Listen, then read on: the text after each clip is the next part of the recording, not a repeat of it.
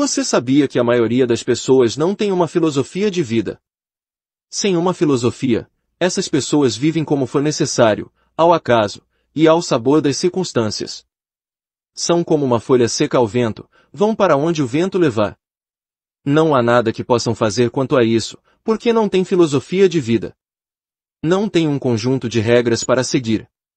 Quando se confia na sorte e no infortúnio, o infortúnio geralmente vence. Você precisa ter uma filosofia pela qual possa morrer, mas estou muito mais interessado em uma pela qual possa viver, e é isso que estamos estudando aqui. Esta é uma filosofia pela qual você pode viver de tal forma que os vizinhos o considerem alguém desejável. Ficam felizes por ter você ali, e você se sente feliz por estar ali. Você não só vai desfrutar de prosperidade, contentamento e paz de espírito, mas também vai refletir tudo isso para todos que tiverem contato com você. É assim que as pessoas devem viver. É esse tipo de atitude mental que as pessoas devem ter. 12. Deixar os outros pensarem por você. Se você deixa outras pessoas pensarem por você, nunca vai ter uma atitude mental positiva, porque não vai ser dono da própria mente. 12 grandes e duradouras riquezas. Todo mundo quer ser rico, mas nem todo mundo sabe o que significam riquezas duradouras. Há 12 grandes e duradouras riquezas. Quero que você se familiarize com elas, porque, antes de alguém poder ser rico, precisa ter uma proporção bem equilibrada de todas essas 12 riquezas. Quero que você perceba onde eu ponho o dinheiro em relação à sua importância em comparação às outras. É o número 12, porque há 11 outras coisas que são ainda mais importantes que dinheiro se você quer ter uma vida equilibrada e plena. 1. Atitude mental positiva. 2. Boa saúde física. 3. Harmonia nas relações humanas. 4. Liberdade de medo. 5. Esperança de futuras conquistas. 6. Fé aplicada. 7. Disponibilidade para compartilhar bênçãos. 8. Dedicação a um trabalho de amor. 9. Mente aberta para todos os assuntos. Tolerância com as pessoas. 10. Completa autodisciplina. 11. Sabedoria para entender as pessoas. 12. Dinheiro. Princípio 8. Autodisciplina.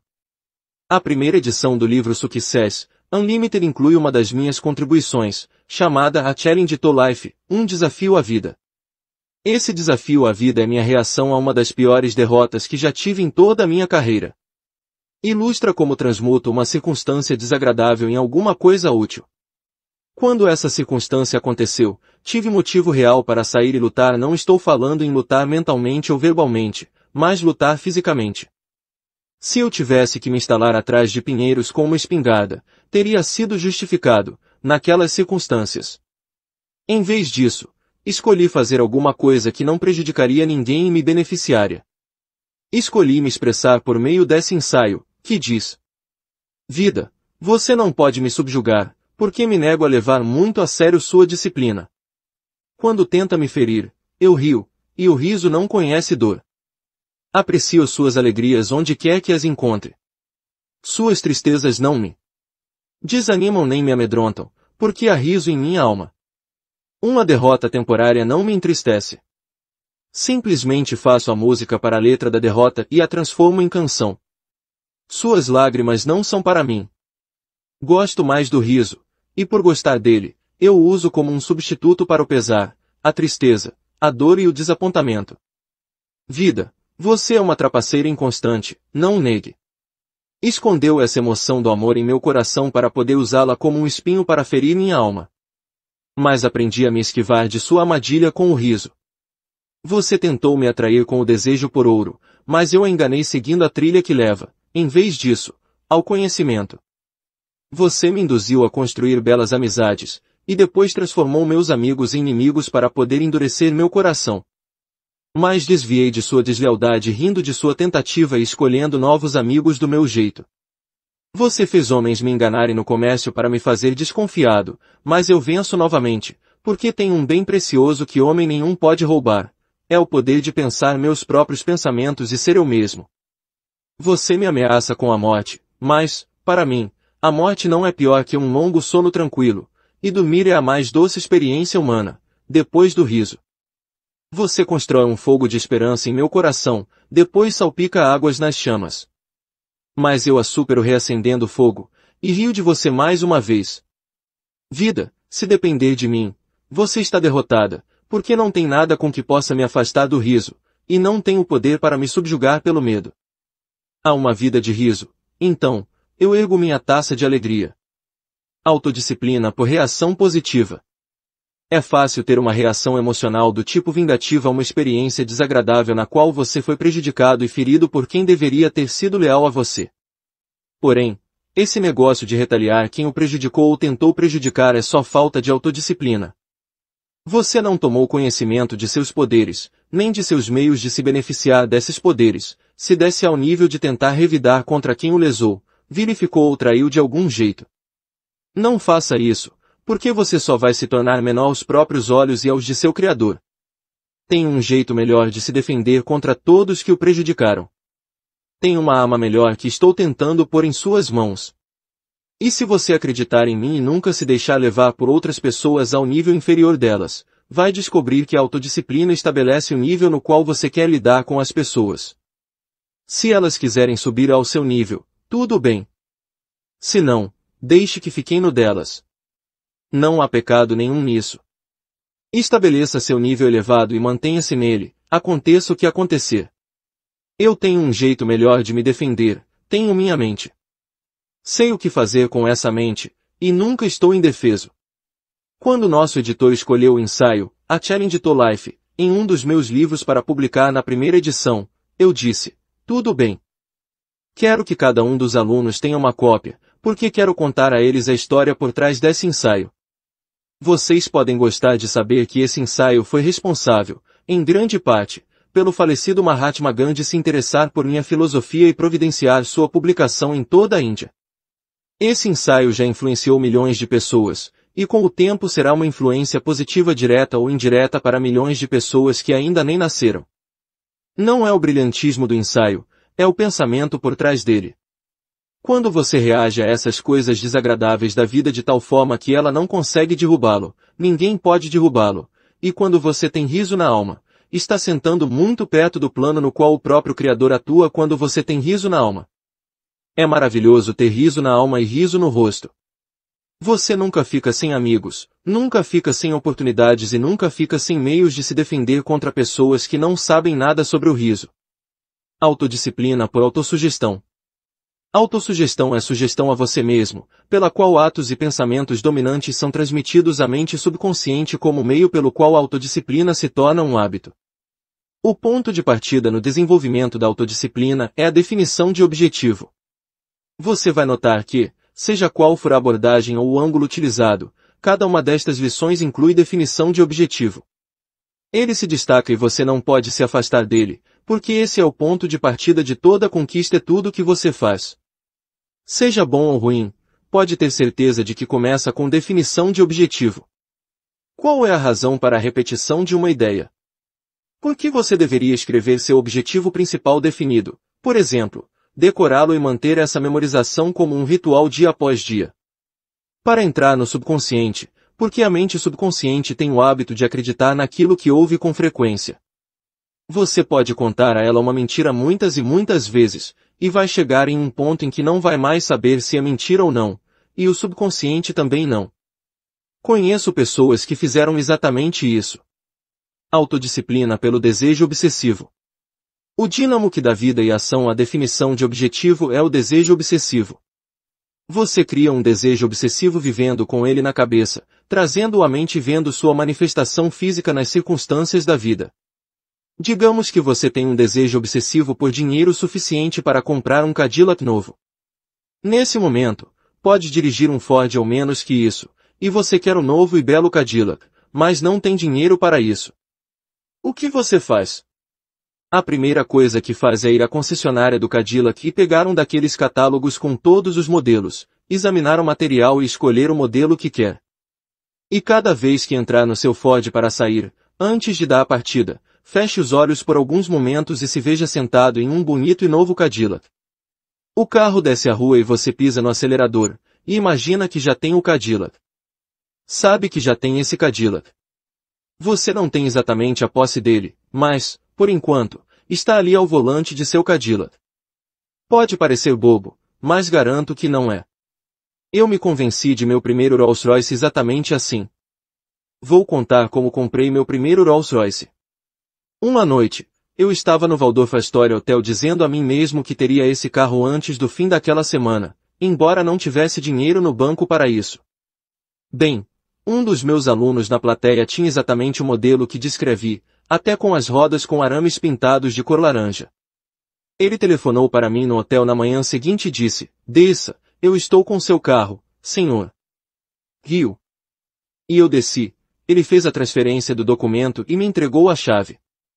Tudo o que queria era me mostrar um ou dois truques que você precisa saber sobre um Rolls-Royce para ter o melhor resultado com ele. Esse aluno me levou pela Riverside Drive, e depois de andarmos um pouco, ele desceu do automóvel e apertou minha mão. "Bem, senhor." Riu, disse, "estou muito feliz por ter o privilégio de entregar ao senhor esse belo carro." Não foi uma atitude maravilhosa? Ele não falou nada sobre o preço. Não disse: "Bem, vou falar quanto paguei por ele", e acertamos um valor.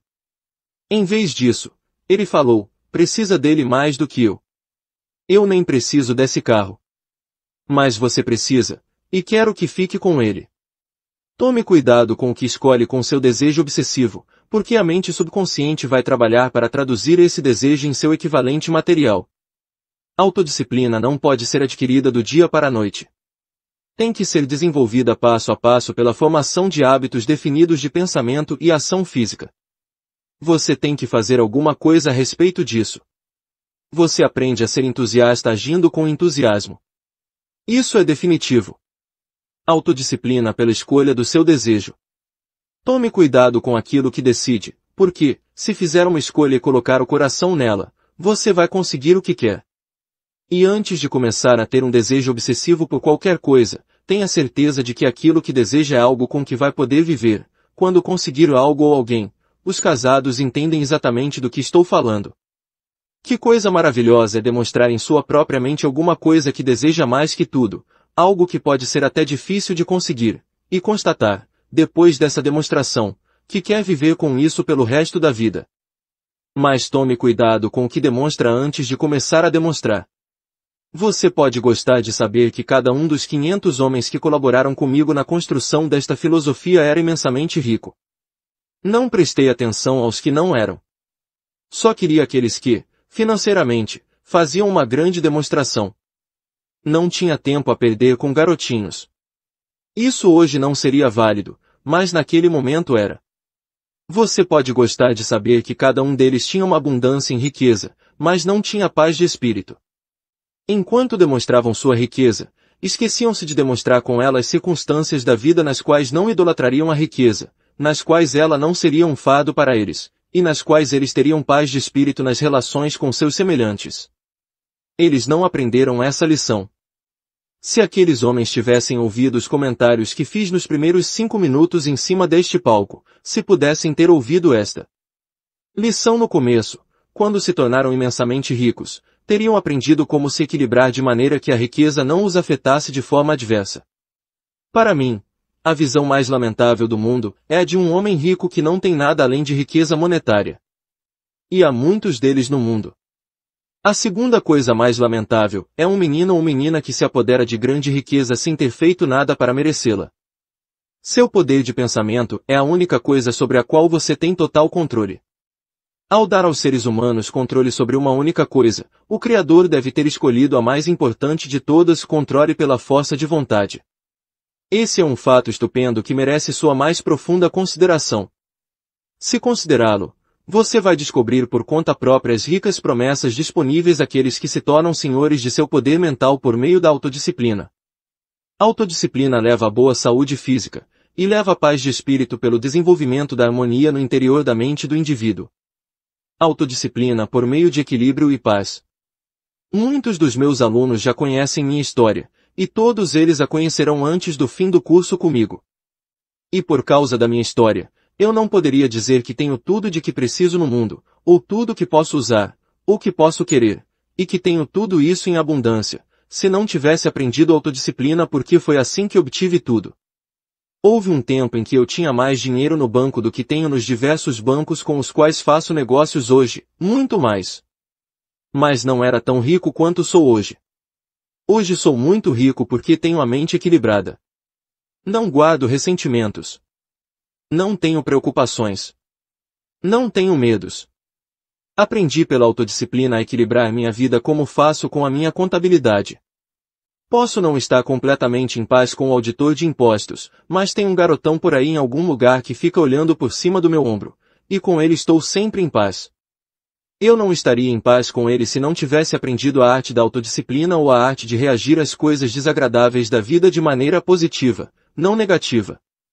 Não sei o que faria se alguém se aproximasse e me desse um bom tapa na cara sem nenhuma provocação. Não sei o que faria. Ainda sou bem humano, acho. Apropriado ou não, fecharia a mão se estivesse perto bastante para isso. Acertaria um soco em seu peito, e essa pessoa cairia. Sem dúvida, eu faria isso. Mas em vez disso, se tivesse alguns segundos para pensar antes de reagir, eu teria pena dessa pessoa, em vez de ódio. Teria pena de alguém que é bobo bastante para fazer uma coisa dessas. Autodisciplina de escolha da ação correta.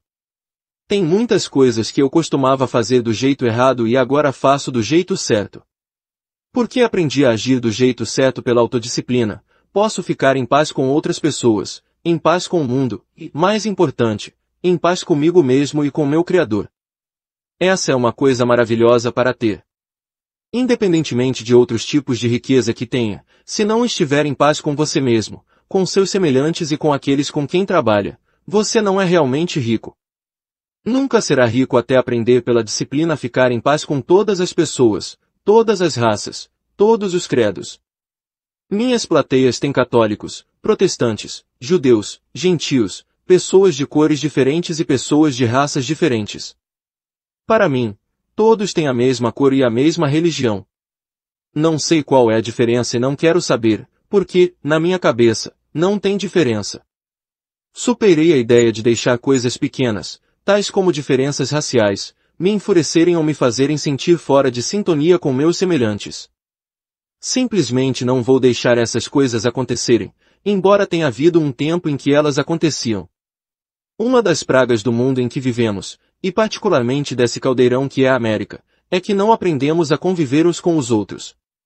Estamos em processo de aprendizado, e quando todos formos doutrinados com esta filosofia, teremos um mundo melhor aqui nos Estados Unidos. Espero que isso se espalhe também para outros países. Autodisciplina por uma mente focada. Autodisciplina permite que o indivíduo mantenha a mente focada naquilo que é desejado e longe do que não é desejado. No mínimo, esta lição deve começar a desenvolver em vocês um hábito ou um plano para ocupar a mente, de agora em diante, principalmente com as coisas que desejam, e mantê-la afastada das coisas que não desejam. E se não fizerem mais nada, todo o tempo e todo o dinheiro que investiram neste curso serão recompensados 1000 vezes porque experimentaram um renascimento, uma nova oportunidade, uma nova vida. Aprenda por meio da autodisciplina a não deixar a mente se alimentar de coisas que você não quer, de infelicidades, de decepções e de pessoas que o prejudicam. Sei que é muito mais fácil eu falar do que vocês fazerem. Reconheço a dificuldade de manter a mente ocupada com o dinheiro que terão, quando agora vocês não têm nenhum. Como sei disso? Sei tudo sobre isso. Sei o que é sentir fome. Sei o que é não ter uma casa. Sei o que é ficar sem amigos. Sei o que é ser ignorante e analfabeto. Sei tudo sobre isso. Sei como é difícil, quando se é analfabeto, ignorante e castigado pela pobreza, pensar em se tornar um filósofo de destaque e espalhar sua influência pelo mundo. Sei tudo sobre isso, mas foi o que fiz. Estou falando no passado. Eu fiz isso. E se sou capaz de conquistar as coisas que conquistei, sei que vocês podem fazer um trabalho igualmente bom. Vocês precisam assumir o controle. Tem que ser a pessoa no comando. Apoderem-se da própria mente e a mantenham ocupada, cheia das coisas que querem, das coisas que desejam fazer e das pessoas de quem gostam, de forma que não sobre tempo para pensar nas coisas que não querem e nas pessoas de quem não gostam. Autodisciplina de procurar o bom. Vocês já pensaram em examinar cuidadosamente, isto é, do mais perto possível e sem viés, as pessoas de quem acham que não gostam? O ponto é não olhar os defeitos para justificar sua opinião sobre elas. Essa pode parecer a coisa fácil e natural, e é o que os fracos fariam. Mas uma pessoa forte vai usar a autodisciplina para olhar a vida da pessoa de quem não gosta em busca de coisas de que goste. Se você olhar de maneira franca e justa, vai encontrar algumas dessas coisas em todo ser humano. Não existe no mundo ninguém tão ruim que não tenha em si algo de bom. Se você procurar, vai encontrar. Se não procurar, não vai encontrar. Esse é um dos males desse tempo, e talvez de todos os tempos. Quando entramos em contato com outras pessoas, se elas nos dão o menor motivo para isso, não só olhamos para seus defeitos, como também os multiplicamos. E transformamos em algo maior do que são. Subestimar outra pessoa é um grande descrédito e desserviço àquele que subestima. Se você subestima seus inimigos, eles podem destruir você. Sempre haverá oposição. Mas é possível transformar muito dessa oposição de inimigos e amigos se você trabalhar em si mesmo primeiro. Não comece a trabalhar no outro tentando fazê-lo acatar sua forma de pensamento. Trabalhe em você para ser caridoso, para se tornar compreensivo e indulgente.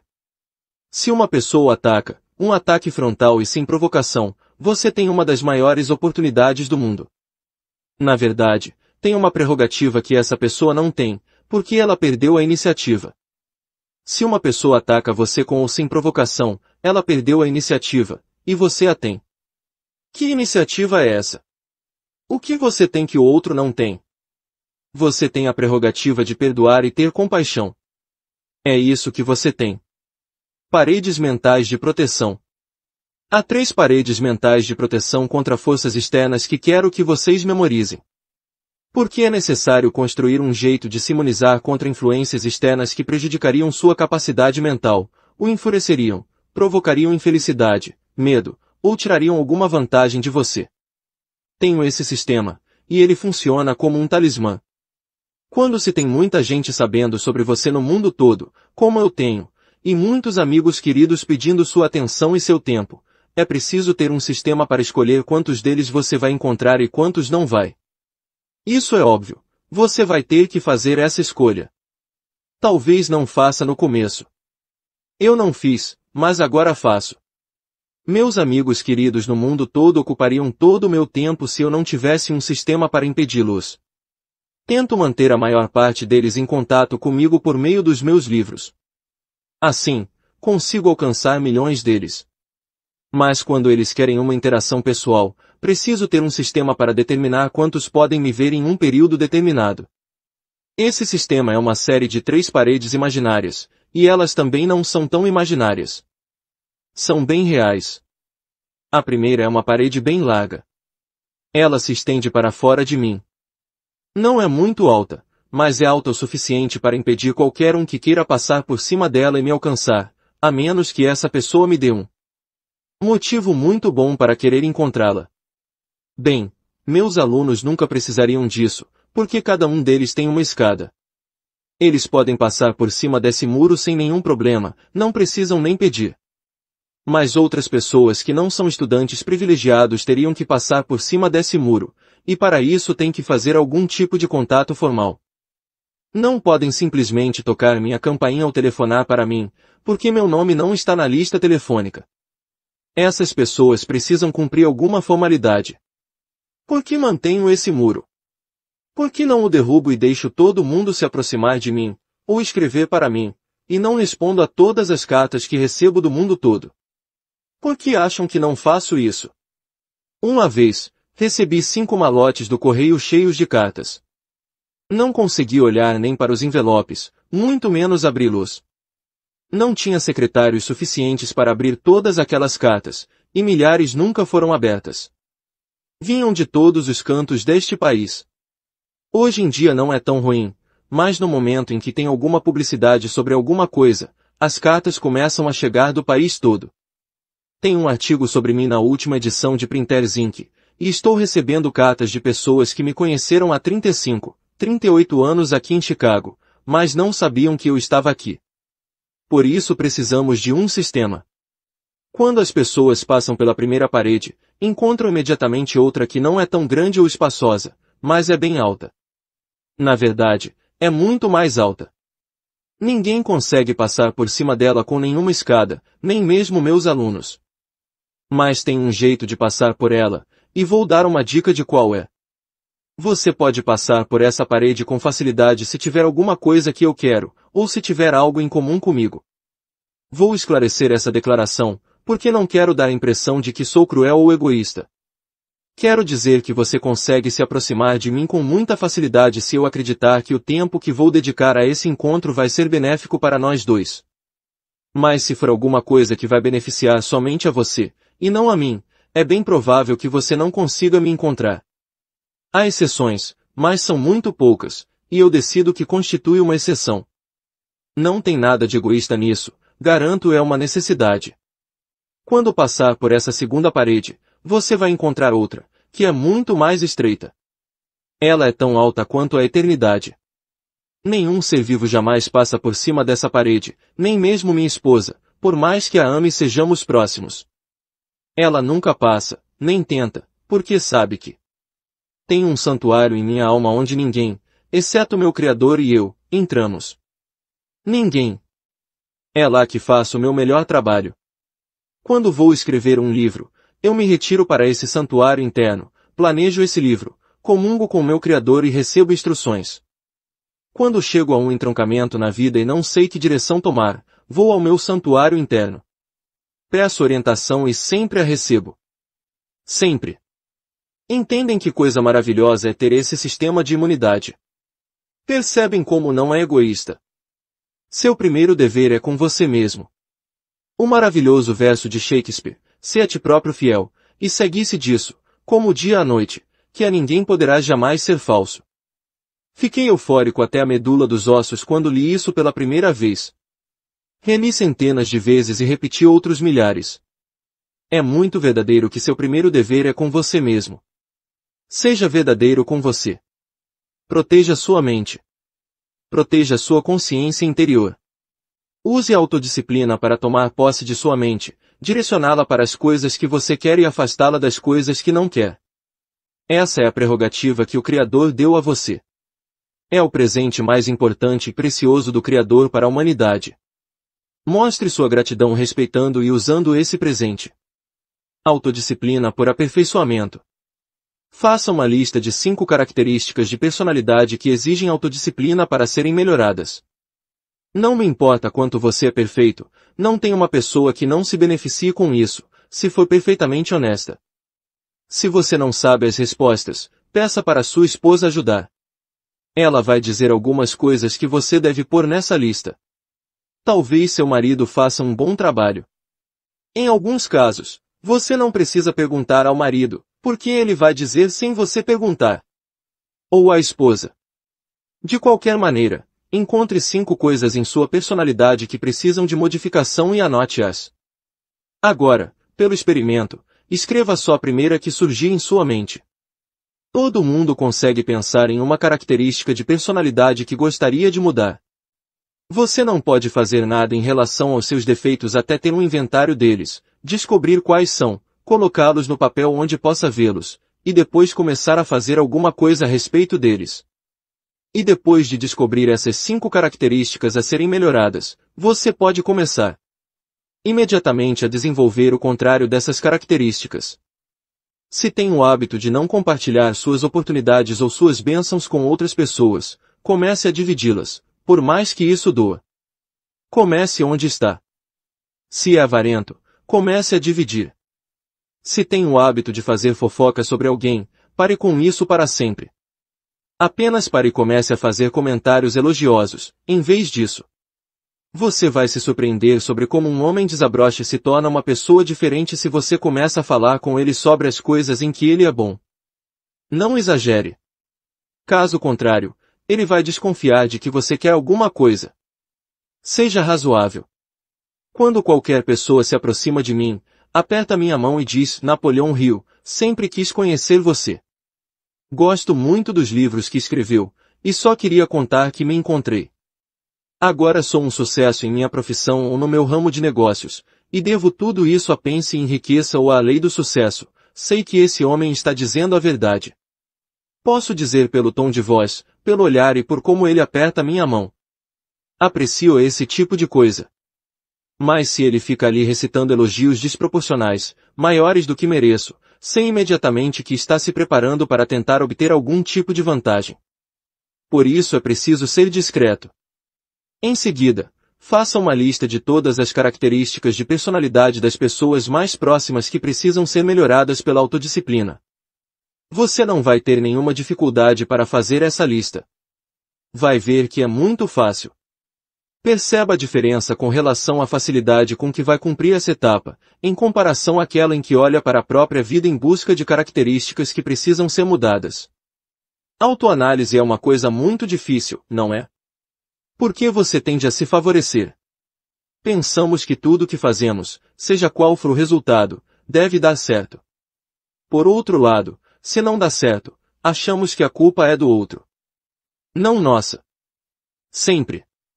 Um dia desses, alguém vai me dizer que tinha diferenças com alguém por muito tempo e que descobriu, ao adotar esta filosofia, que o problema não era outra pessoa, era ela mesma.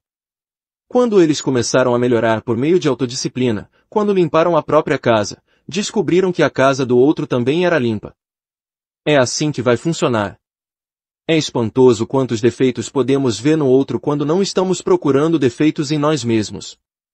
Antes de condenar alguém, é preciso se colocar diante do espelho e dizer, escute aqui, amigo, antes de começar a condenar alguém, antes de começar a espalhar fofoca sobre alguém, olhe para você mesmo, dentro dos seus olhos, e descubra se tem as mãos limpas.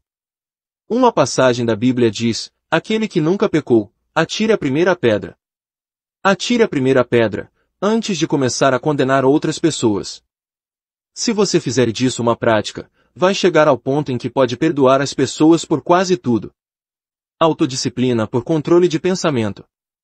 Esta é a forma mais importante de autodisciplina, que deve ser exercitada por todos que aspiram ao sucesso excepcional, controle de pensamento. Não tem nada mais importante no mundo que o controle da mente. Se você controla sua mente, vai controlar tudo com que entrar em contato. Vai mesmo.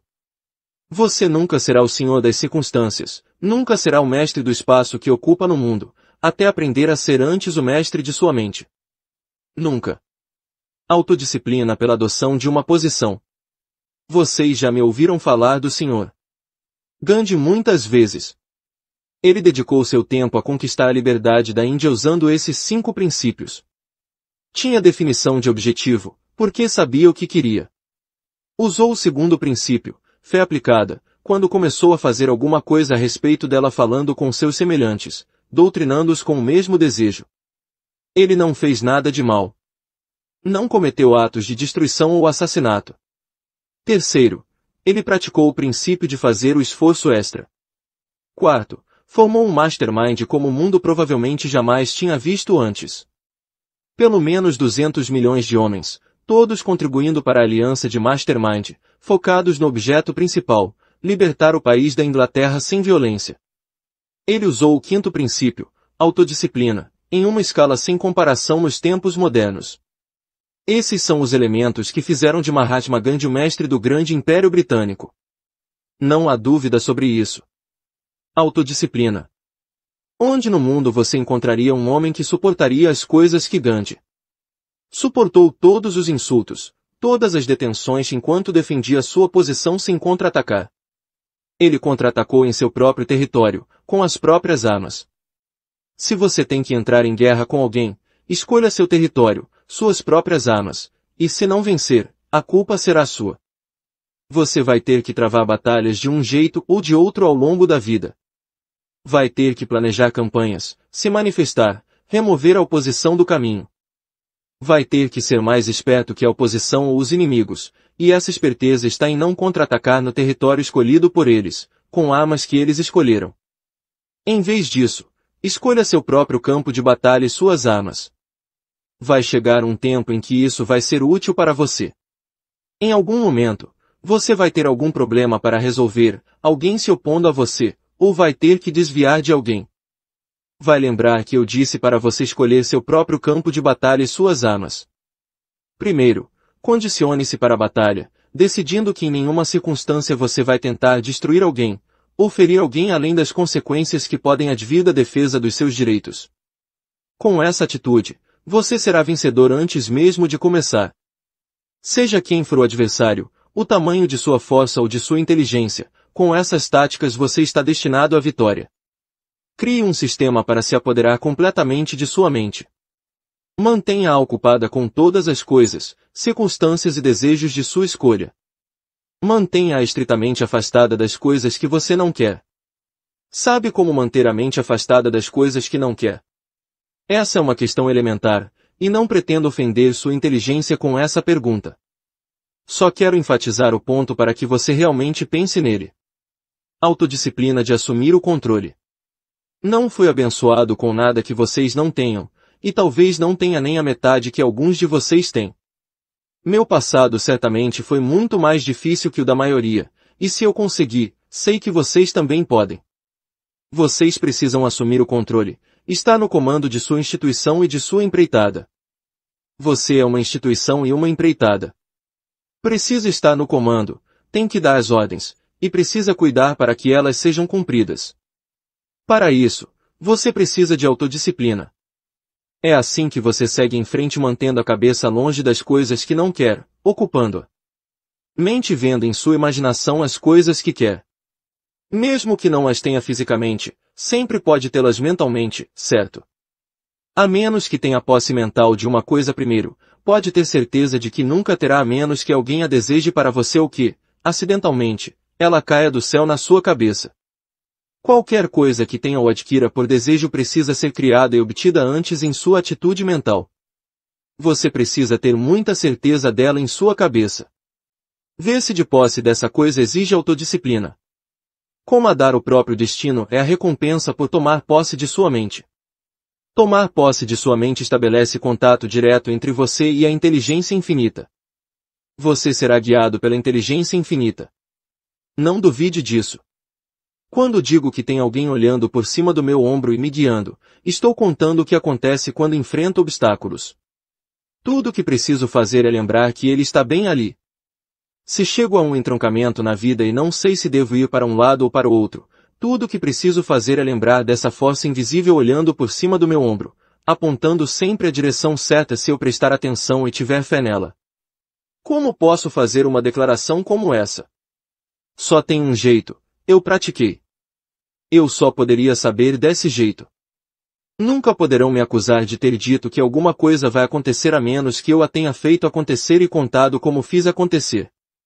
A penalidade por não se apoderar de sua mente, que é a pena que a maioria das pessoas cumpre durante toda a vida, é esta: você se torna vítima dos ventos aleatórios da circunstância, que estarão sempre além do seu controle.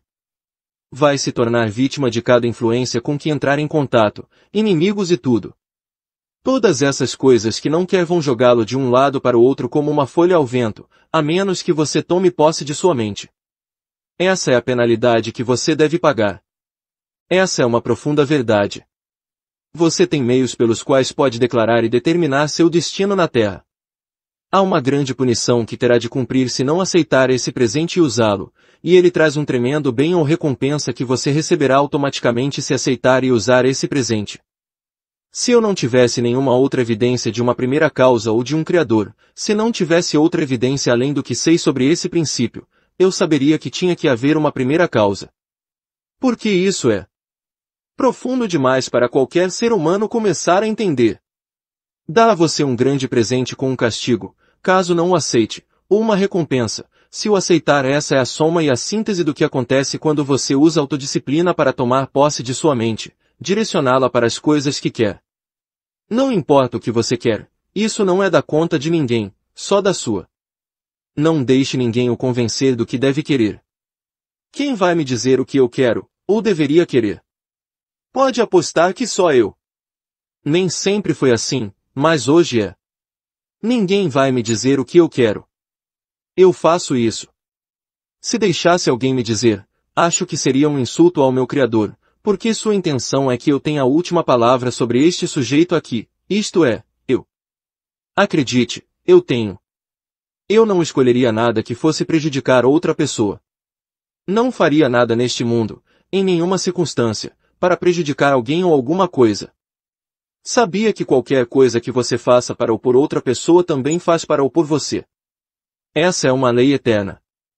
Ninguém pode evitar a lei ou fugir dela.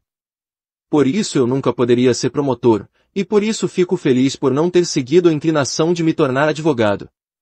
Tive uma longa conversa com meu irmão Vivian.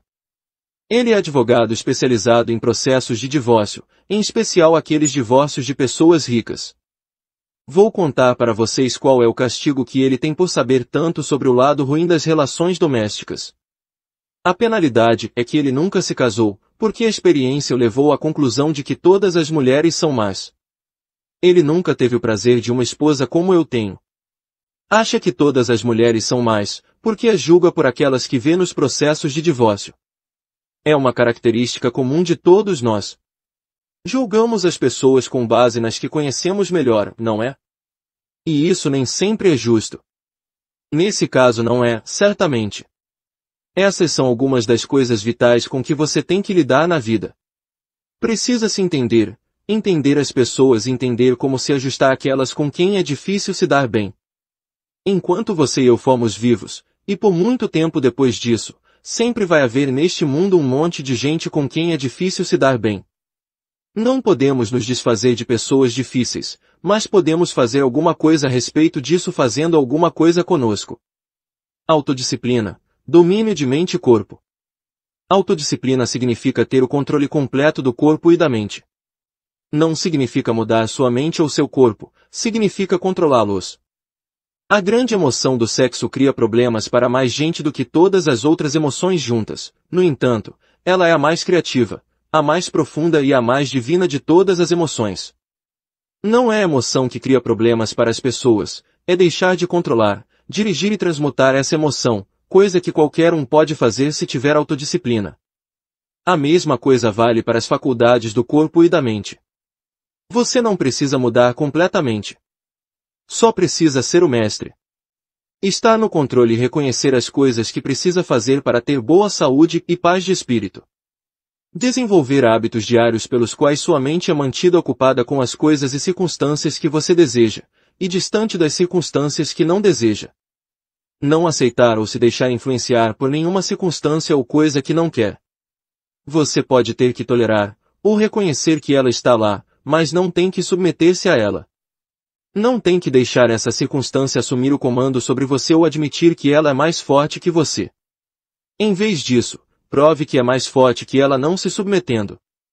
Dê à sua imaginação uma amplitude de operação em relação a que coisas são essas com que vai ter que lidar, mas às quais não vai ter que se submeter. Construa à sua volta uma proteção de 3 paredes, de forma que ninguém nunca saiba tudo sobre você, ou o que passa por sua cabeça. Ninguém quer que todo mundo saiba tudo o que passa por sua cabeça. Por outro lado, você também não ia querer que todo mundo soubesse o que você pensa sobre a pessoa.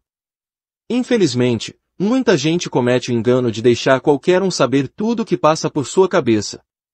Basta fazê-los começar a falar. Você conhece o tipo a que me refiro.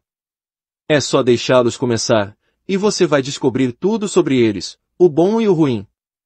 Fiz alguns trabalhos com J. Edgar Hoover em algumas grandes ocasiões, e ainda faço, de vez em quando. Uma vez ele me disse que o homem que ele está investigando é a melhor de todas as ajudas. Sim, ele consegue mais informações do sujeito que está rastreando do que de todas as outras fontes juntas. Perguntei, por quê? Ele respondeu, bom, porque ele fala demais. Foi exatamente essa a resposta. Diga-me do que um homem tem medo, e eu lhe direi como dominá-lo. No minuto em que você descobrir os medos de uma pessoa, saberá exatamente como controlá-la, isto é, se for tolo bastante para querer controlar alguém desse jeito.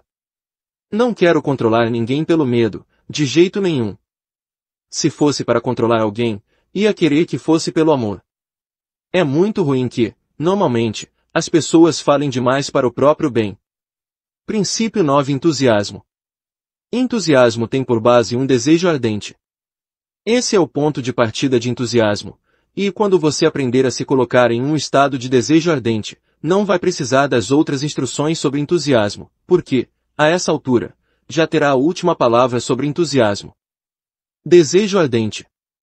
Quando você quer alguma coisa de verdade e decide que vai ter essa coisa, você tem esse desejo ardente. Seu desejo eleva o processo de pensamento, de forma que a imaginação passa a trabalhar nos meios e maneiras para ter essa coisa que você deseja. Entusiasmo confere uma mente mais brilhante. Deixa você mais alerta para as oportunidades. Você vê oportunidades que nunca viu antes quando sua mente é elevada a esse estado de entusiasmo, um desejo ardente por alguma coisa definida. Entusiasmo ativo e passivo. Há dois tipos de entusiasmo, o ativo e o passivo. Dos dois, o entusiasmo ativo é mais eficiente. O que chamo de ativo e passivo? Vou dar um exemplo de entusiasmo passivo.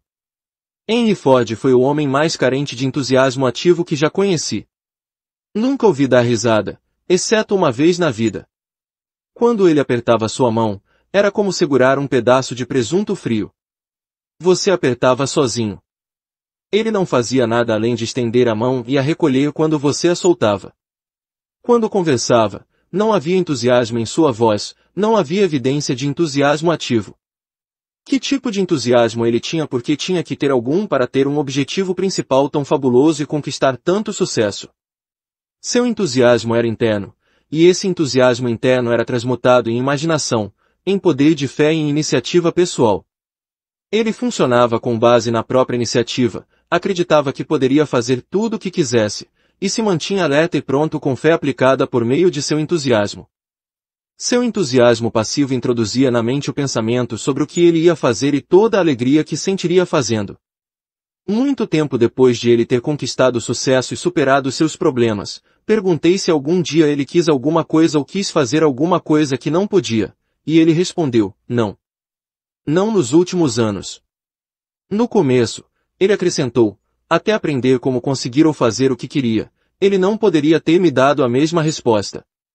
Eu disse, em outras palavras, Senhor Ford, não há nada de que precise ou queira que não possa ter.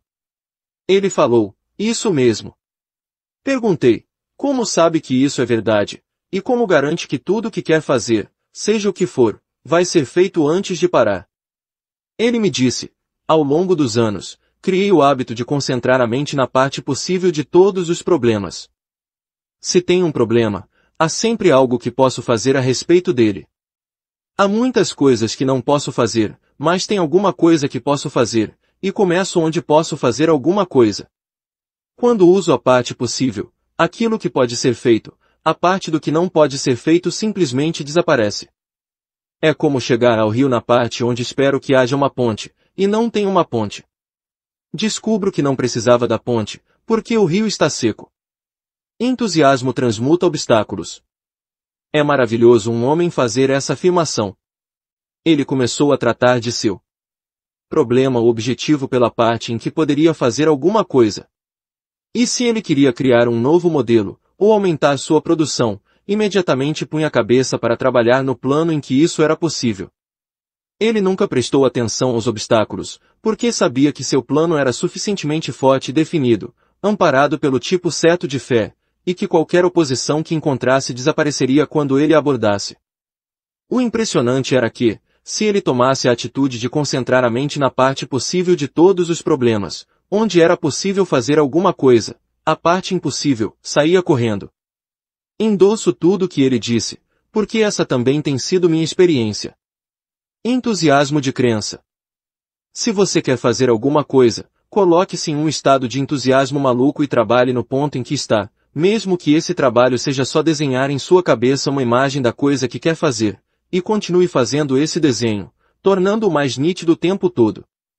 Ao mesmo tempo que usa as ferramentas que agora estão disponíveis para você, outras e melhores ferramentas serão postas em suas mãos. Essa é uma das coisas estranhas da vida, mas é assim que funciona. Palestrantes e professores expressam entusiasmo pelo controle da voz. De fato, uma das minhas alunas me fez um grande elogio quando perguntou se eu tinha algum tipo de treinamento vocal, ou alguma coisa assim. Respondi, não, nada. Fiz um curso de oratória em público há muito tempo, mas desrespeito tudo que o professor me ensinou. Tenho um sistema próprio. Ela disse, sua voz é maravilhosa, e muitas vezes me perguntei se havia treinado para transmitir o entusiasmo ou o significado que quer expressar com ela. Minha resposta foi, não, a resposta é a seguinte, quando falo alguma coisa, acredito no que estou falando. Sou sincero, e esse é o maior controle vocal que conheço. Você expressa entusiasmo quando sabe que o que está dizendo no momento é o que deveria dizer e a coisa que vai fazer algum bem ao outro, e talvez a você também.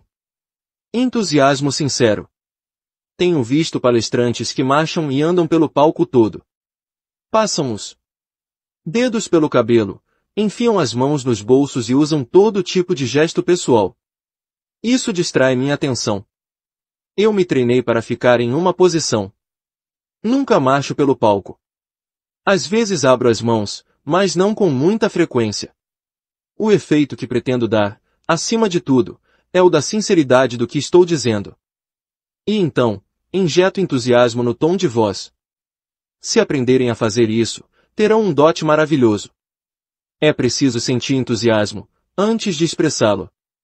Não vejo como alguém pode expressar entusiasmo quando está sofrendo, perturbado, ou com algum tipo de problema de que não consegue se livrar. Uma vez vi um espetáculo em Nova York em que a estrela fez uma apresentação maravilhosa, embora tivesse sido informada 3 minutos antes de entrar em cena que o pai havia morrido subitamente. Ninguém percebeu. Ela fez uma apresentação tão perfeita quanto imagino que poderia ter sido, sem a menor indicação de que alguma coisa havia acontecido. Sempre se preparou para ser atriz, quaisquer que fossem as circunstâncias. Se ela não tivesse se preparado para isso, não seria uma atriz. Um ator que não consegue assumir o esqueleto do personagem que tenta representar não consegue sentir o que o personagem deveria estar sentindo, não será um ator. Pode repetir as falas escritas para ele, mas nunca vai causar na plateia a impressão certa, a menos que viva a coisa que está tentando representar. Nem todos os grandes atores estão no palco, alguns estão na vida privada. Mas os maiores atores na vida são pessoas que se colocam no papel que estão tentando representar. Sentem esse papel, acreditam nele, têm confiança nele e não têm dificuldades para transmitir ao próximo um espírito de entusiasmo. Esse entusiasmo é um tônico poderoso para todas as influências negativas que entram em sua mente. Se você quer queimar uma influência negativa, é só ligar o velho entusiasmo, porque os dois não podem ocupar o mesmo espaço ao mesmo tempo. Não é possível.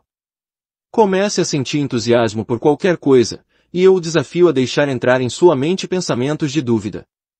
Não será possível enquanto estiver ligado a esse estado de entusiasmo. Entusiasmo em sua voz. É preciso praticar entusiasmo na conversa diária. Aprender a ligá-lo ou desligá-lo de acordo com sua vontade. Comece imediatamente a subir o tom de voz quando estiver conversando com outra pessoa. Ponha um sorriso em suas palavras. Injete um tom agradável na voz, às vezes, baixando a voz e não falando tão alto, outras vezes, elevando o tom para que não seja possível deixar de ouvi-lo e reconhecer o que você está fazendo. Em outras palavras, aprenda a injetar entusiasmo em suas conversas comuns e diárias, e vai ter alguém com quem praticar em todas as pessoas com quem entrar em contato. Veja o que acontece quando começa a fazer isso. Naturalmente, você começa a mudar o tom de voz. Vai tentar deliberadamente fazer o outro sorrir enquanto você fala com ele, fazer a outra pessoa gostar de você. Não é bom injetar entusiasmo na voz ao dizer a outra pessoa o que pensa dela se o que pensa não é algo agradável, porque, quanto maior o entusiasmo, menos essa pessoa vai gostar de você. Quando começar a dizer a outra pessoa o que pensa dela, é melhor não sorrir. Ninguém quer ouvir advertências, censuras ou outra pessoa dizendo alguma coisa para o seu próprio bem, porque sabe muito bem que existe um motivo egoísta em alguma parte do discurso pelo menos, é o que a pessoa pensa. Falar de maneira monótona é sempre chato e tedioso. Não me interessa quem está falando, se você não tem variedade, cor, subidas e descidas na inflexão de voz, vai ser monótono, seja qual for o assunto, e seja quem for a pessoa com quem está falando. Acho que eu falava de um jeito monótono, sem nunca mudar o tom de voz. Se eu dissesse exatamente a mesma coisa, mas não colorisse minha voz, vocês acreditam que eu teria uma plateia tão animada? É claro que não. Posso impedi-los de dormir despertando-os com uma pergunta para a qual estão preparados, depois deixando que a respondam. Mas dar algum entusiasmo ao meu tom, elevando a voz e deixando-a cair de novo, os mantém alertas e tentando adivinhar o que vou dizer a seguir. Um bom jeito de cativar uma plateia é mantê-la tentando antecipar o que você vai dizer em seguida. Se o orador é monótono no falar, não injeta entusiasmo no que diz, e os ouvintes se antecipam e o ultrapassam. Sabem com antecedência o que ele vai dizer, e acreditam que, seja o que for, não querem ouvir. A parte bonita sobre o entusiasmo é que você mesmo pode ligá-lo e desligá-lo, não precisa pedir isso a ninguém. Compartilhar entusiasmo. Quando você expressa entusiasmo em suas conversas diárias, observe como os outros absorvem e devolvem para você. Levando-se a um estado de entusiasmo, você pode mudar a atitude de qualquer pessoa porque entusiasmo é contagioso. As pessoas vão absorver seu entusiasmo e devolver-lo como se fosse delas. Todo bom vendedor entende essa arte. Se não entende, não é um bom vendedor. Não é nenhum vendedor mediano, se não sabe como contagiar o comprador com seu entusiasmo. Não importa o que é vendido, funciona do mesmo jeito para quem se vende, vende seus serviços, ou vende bens e mercadorias. Entre em qualquer loja e escolha um vendedor que sabe trabalhar.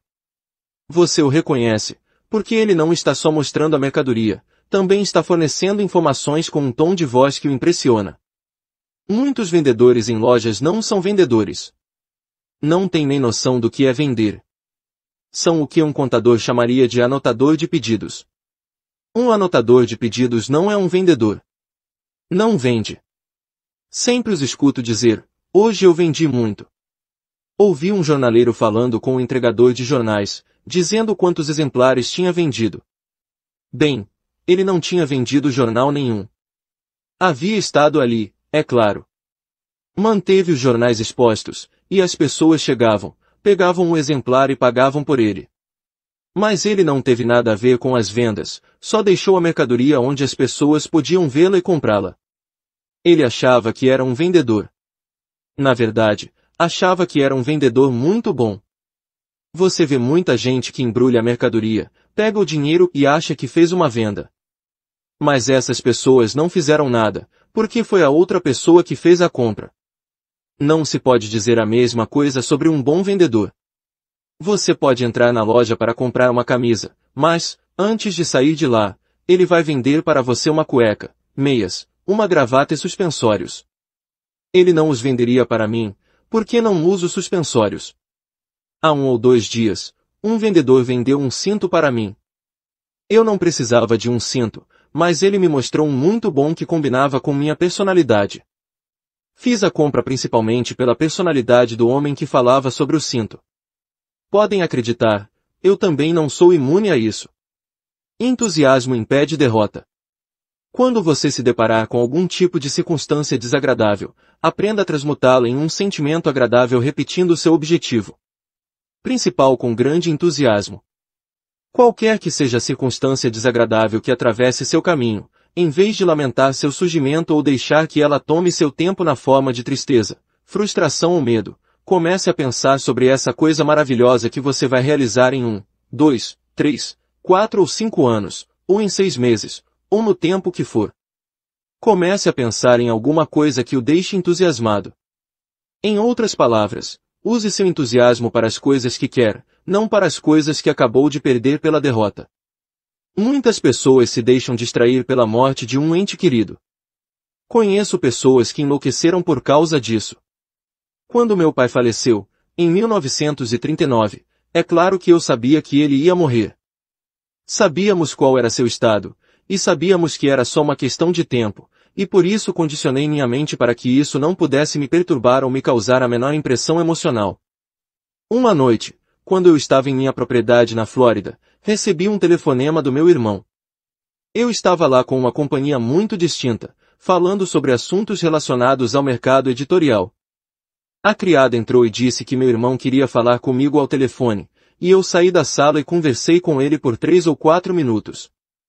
Ele me contou que nosso pai havia falecido e que o funeral aconteceria na sexta-feira seguinte. Conversamos um pouco sobre outras coisas, eu agradeci por ele ter ligado, voltei para perto da minha companhia, e ninguém soube o que tinha acontecido. Os membros da minha família nem foram informados de nada até a manhã seguinte. Não houve manifestação de pesar, nada disso. De que serviria? Eu não poderia salvá-lo, ele estava morto. Por que me matar de tristeza por uma coisa sobre a qual eu nada poderia fazer? Você pode dizer que isso é muita frieza, mas não é frieza. Eu sabia que ia acontecer. Adaptei-me a isso para não deixar destruir minha confiança ou me amedrontar. Em questões dessa natureza, bem, talvez não tão sérias quanto essa, você precisa aprender a se imunizar contra a perturbação emocional. Quando você fica emocionalmente perturbado, não está lúcido, não digere sua comida, não fica feliz e não tem sucesso. As coisas agem contra você quando está nesse estado de espírito, e não quero que as coisas ajam contra mim. Não quero adoecer. Quero ser bem-sucedido. Quero ser saudável. Quero que as coisas funcionem a meu favor, e o único jeito de garantir que seja assim é não deixando nada perturbar minhas emoções. Acho que ninguém pode amar mais vezes e mais profundamente que eu, mas se meu amor não é correspondido, e tive essa experiência uma vez na vida, posso deixar isso me abalar profundamente. No entanto, não me abalou, porque tenho autocontrole. Não vou deixar nada destruir meu equilíbrio. Nada mesmo. Não queria que meu pai morresse, mas ele estava morto, e não havia nada que eu pudesse fazer quanto a isso. Era inútil morrer porque ele havia morrido. Já vi pessoas fazendo isso, morrendo porque outro alguém havia morrido. Esse é um exemplo extremo, mas certamente é necessário a todo mundo. Precisamos aprender a nos adaptar às coisas desagradáveis da vida sem afundar. O jeito para isso é distrair a atenção do que é desagradável e fazer alguma coisa agradável, e colocar todo o seu entusiasmo reforçando essa coisa. É sua vida, e você tem o direito de ter controle completo dela. De hoje em diante, seu dever com você mesmo requer que você faça alguma coisa todos os dias para melhorar sua técnica de expressão de entusiasmo, seja ela qual for. Mencionei algumas coisas que se pode fazer, mas não todas. Dependendo das circunstâncias em relação a outras pessoas, você sabe alguma coisa que pode fazer para aumentar seu entusiasmo, de forma que ele seja mais benéfico a você e a outra pessoa. Tenho mais uma coisa a acrescentar aqui. Se você tem um cônjuge, pode mudar seu relacionamento com esse cônjuge de forma que ele o complemente em todos os lugares aonde vá. Você tem uma fortuna como nenhuma outra, uma fortuna que não pode avaliar, e um bem incomparável a nenhum outro neste mundo. Um relacionamento de mastermind entre um homem e sua esposa pode superar, controlar e eliminar todas as dificuldades que o casal possa encontrar. Juntos, eles unem atitudes mentais e multiplicam entusiasmo, direcionando um para o outro em momentos em que precisam dele. Princípio 10. Atenção controlada. Nunca conheci uma pessoa bem-sucedida no auge do sucesso, em qualquer área, que não tenha tido de adquirir grande poder potencial de concentração para alcançar o sucesso. Estou falando de atenção altamente focada sobre uma coisa de cada vez. Você já ouviu alguém descrever outras pessoas, com intenção pejorativa, como bitolado? Não ouviu? Sempre que alguém diz que tenho a mente bitolada, quero agradecer por isso, porque muita gente tem mentalidade multitarefas, e quando essas pessoas tentam fazer tudo ao mesmo tempo, não fazem um bom trabalho em nenhuma dessas tarefas. Sucesso excepcional é uma pessoa que desenvolveu elevadas capacidades para manter a mente fixada em uma coisa de cada vez. Quando você aprende a se concentrar em uma coisa de cada vez, aprende a se conectar para se ver já de posse da coisa em que está concentrado. Concentração começa com um motivo. Motivo é o ponto de partida de toda a concentração, porque você não se concentra se não tiver um motivo para isso. Quer ganhar muito dinheiro. Digamos que você queira comprar uma propriedade, ou uma fazenda, e se concentra em dinheiro grande. Você ficaria surpreso em como essa concentração mudaria todo o seu hábito e atrairia para você oportunidades de ganhar dinheiro que você nunca imaginou antes. Eu sei que é assim que funciona, porque foi assim que funcionou comigo. Anos atrás, eu queria uma propriedade de 1000 acres. No começo, não sabia quanto eram 1000 acres, mas estava concentrado em 1000 acres. Na verdade, a terra que eu estava procurando custava mais ou menos $250 mil, o que era muito mais dinheiro do que eu tinha na época. Mesmo assim, Desde o dia em que fixei a mente no tamanho da propriedade que eu queria, oportunidades começaram a surgir e se desenvolver para eu ganhar esse dinheiro quantias maiores do que eu jamais tinha ganhado antes. Os royalties dos meus livros começaram a aumentar, a demanda por minhas palestras começou a aumentar, e a demanda por aconselhamento empresarial começou a aumentar. Eu me vendi para a ideia de que tinha de ter o dinheiro, e eu teria prestando serviço por ele. Consegui a propriedade. Não tinha 1000 acres, mas tinha 600. Disse ao homem de quem a comprei que queria 1000 acres. Ele respondeu, tenho 600 acres, e aliás, você sabe quantos são 600 acres? Eu disse, tenho uma ideia. Pode me levar para percorrer a propriedade. Começamos a andar pelo terreno um dia bem cedo, levando tacos de golfe para bater em cascavéis. Começamos pelo limite externo, subimos e descemos as montanhas Catskill, e por volta do meio-dia não tínhamos chegado nem na metade da área. Eu disse, vamos voltar. Já viu bastante. 600 acres são suficientes. Comprei o lugar, e depois aconteceu a depressão. Acreditem, foi um tempo difícil, mas eu tinha acumulado dinheiro suficiente para comprar o lugar. Eu não o teria depois da depressão, se não tivesse me concentrado naquela ideia. Concentração motivada por desejo obsessivo.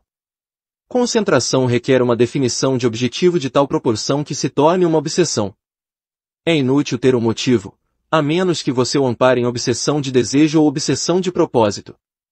Qual é a diferença entre um propósito ou desejo comum e um desejo obsessivo? A palavra intensidade é adequada aqui. Em outras palavras, desejar ou esperar uma coisa não é suficiente para fazer alguma coisa acontecer. No entanto, quando você põe um desejo ardente ou um desejo obsessivo por trás de uma coisa, ora, ela entra em ação, atrai você para outras e para tudo o que você precisa a fim de realizar esse desejo.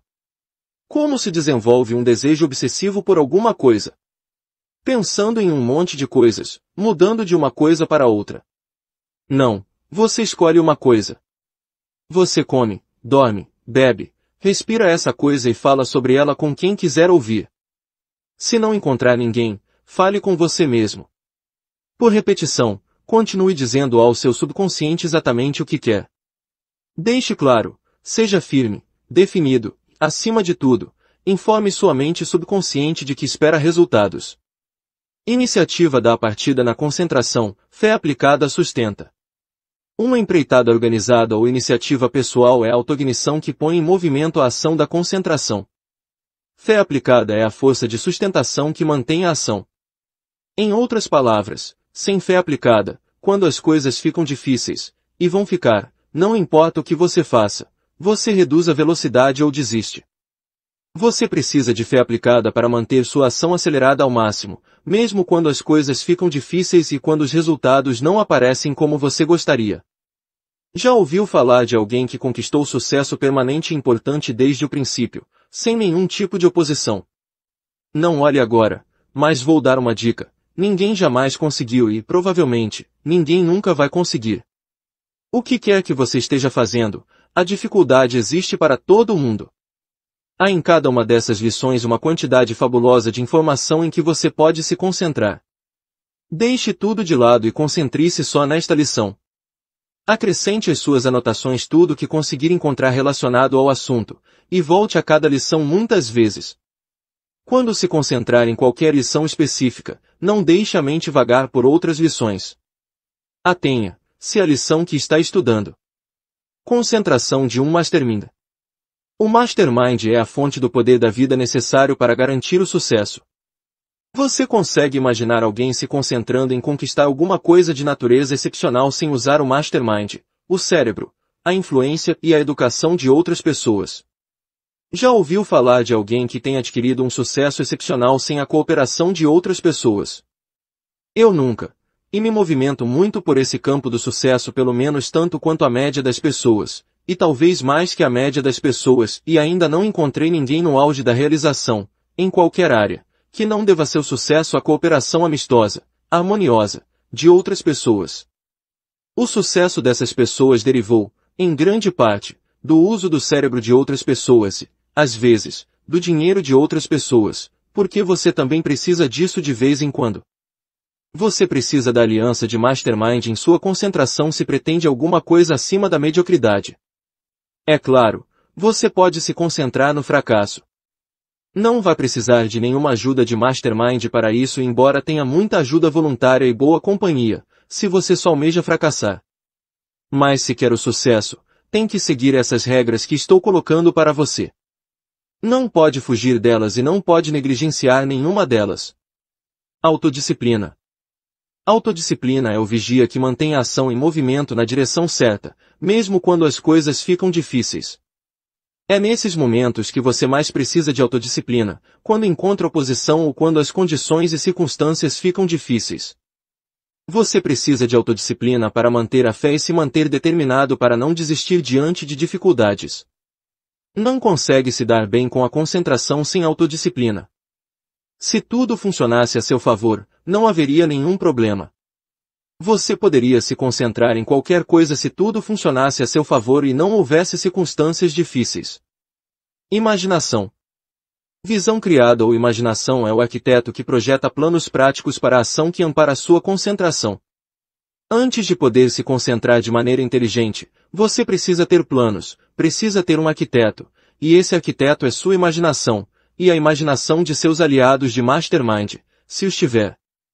O que acontece quando você começa a fazer alguma coisa sem um plano prático ou definido? Já ouviu falar de alguém que tinha um plano muito bom, um objetivo muito bom, ou uma ideia muito boa, mas fracassou porque não tinha o plano certo para realizar esse propósito? É um padrão comum as pessoas terem ideias, mas não terem planos bons ou sólidos para colocá-las em prática. Fazer o esforço extra. Fazer o esforço extra é o princípio que garante cooperação harmoniosa de terceiros. Fazer o esforço extra é algo de que você precisa nesse negócio de concentração. Se você quer a ajuda de outras pessoas, tem que fazer alguma coisa para que elas tenham alguma obrigação com você. Tem que dar a elas um motivo.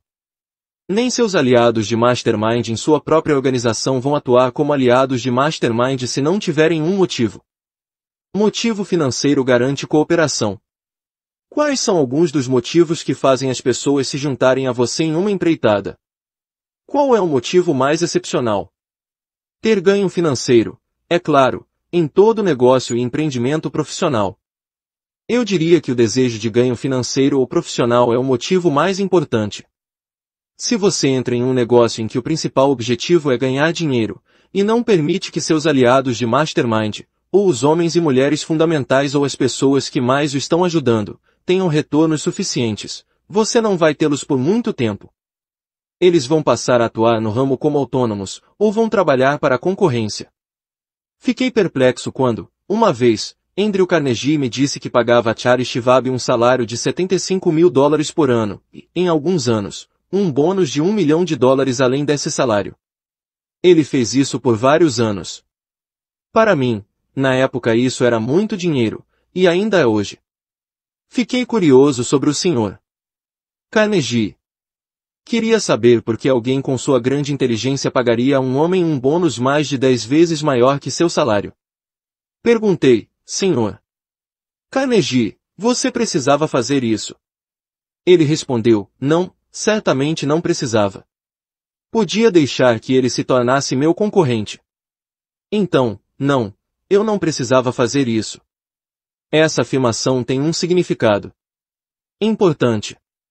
Em outras palavras, ele tinha um bom homem que era muito valioso, queria mantê-lo e sabia que o jeito para tê-lo a seu lado era deixar claro que ele ganharia muito mais dinheiro com o Sr.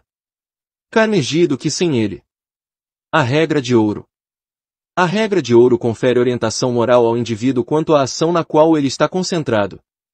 Pensamento preciso. Pensamento preciso impede devaneio e foca na criação de planos. Você sabe que boa parte do chamado pensamento não é mais que devaneio, torcida ou desejo. É o que ele é. Muita gente no mundo fica parada, na grande maioria de seu tempo, sonhando acordada, torcendo, desejando e pensando em coisas.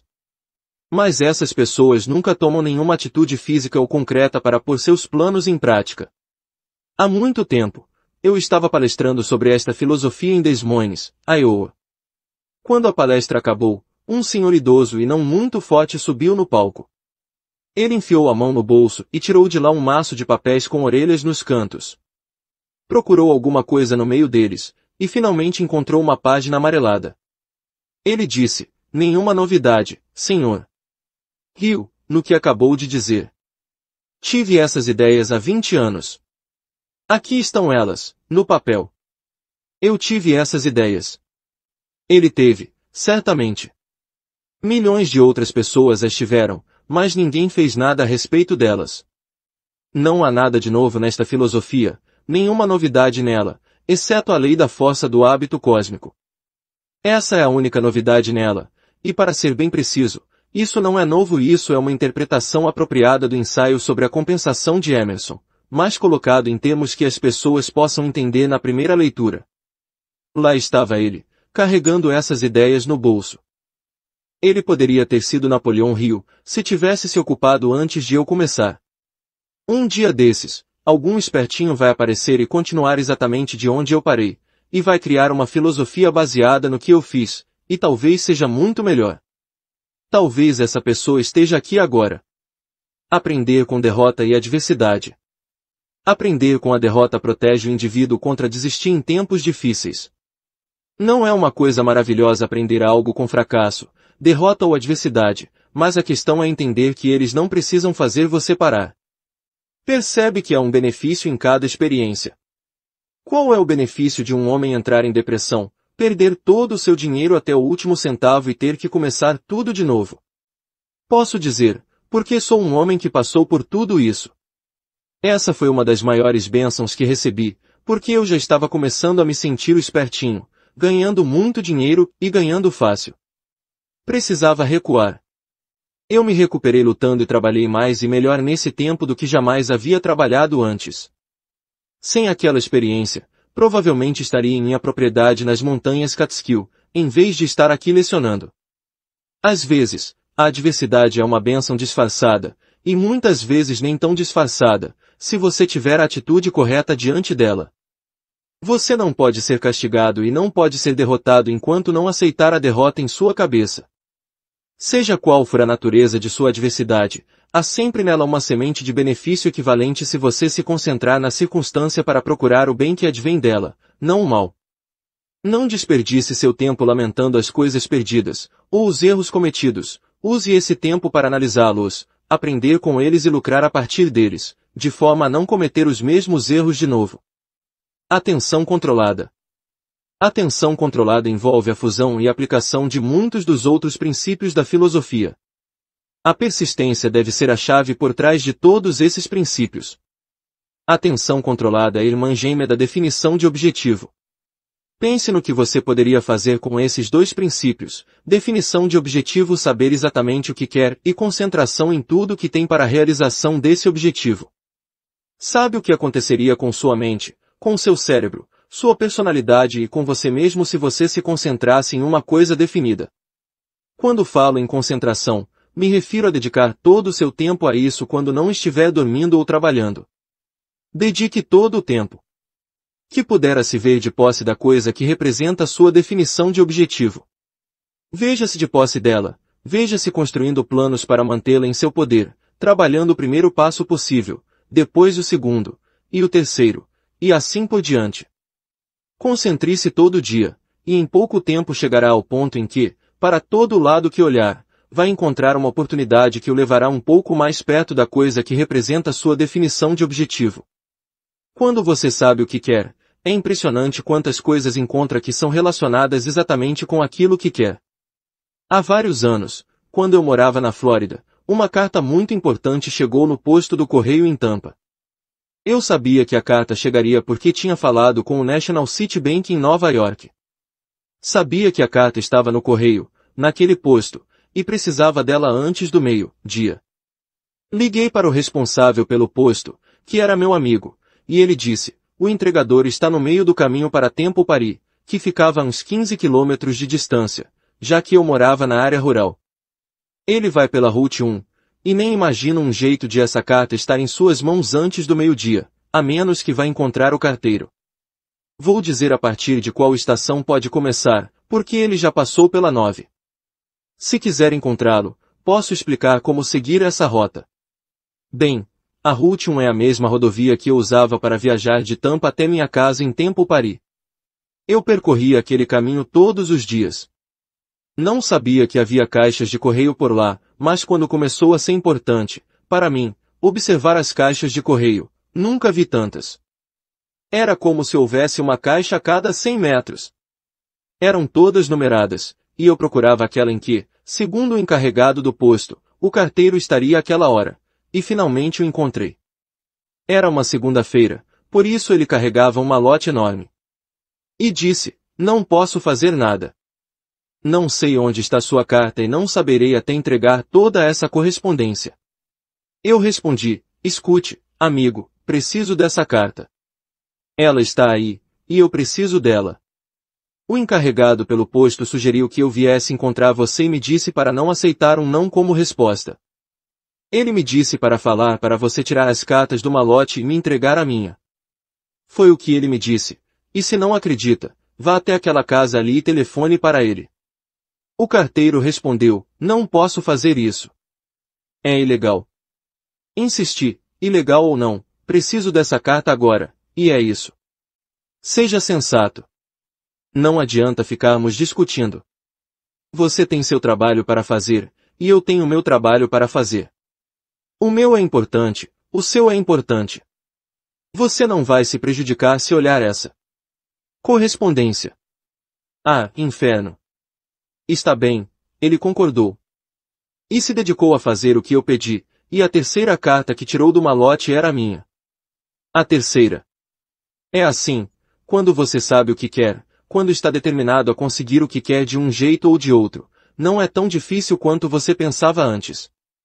Sempre penso nessa experiência, em como ela é um exemplo de pessoas que sabem o que querem e conseguem o que querem.